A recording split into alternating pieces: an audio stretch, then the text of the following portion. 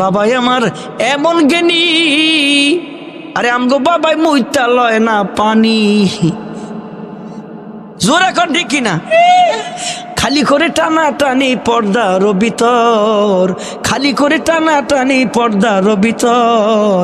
আমরা কই ফেরেশতারা গুরজু মারবো কবরের ভিতর, বাবারে ফেরেশতারা গুরজু মারবো কবরের ভিতর।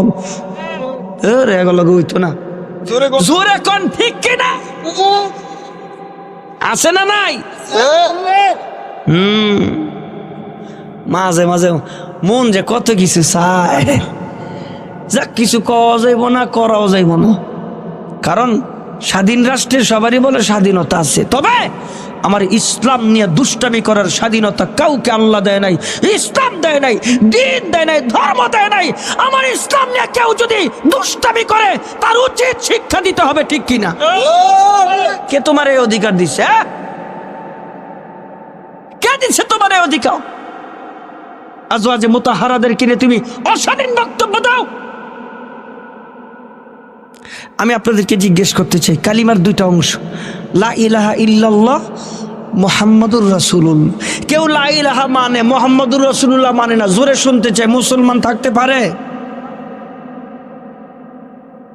আমার স্বাধীন দেশে আমার নবীর নিয়ে কটূক্তি করে, কিচ্ছু কই না আমরা।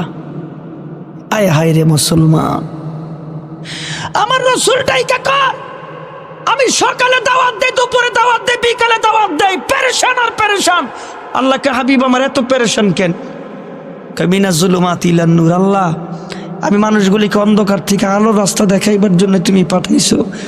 আল্লাহ কহে গো যে দাওয়াত দেন, এরা তো মরা মরা মানুষ, তো কোনোদিন ইসলাম ধর্ম গ্রহণ করতে পারে না। আল্লাহ ঘটনা কি? ইন্নাকা লা তুসমিউল মাউতা।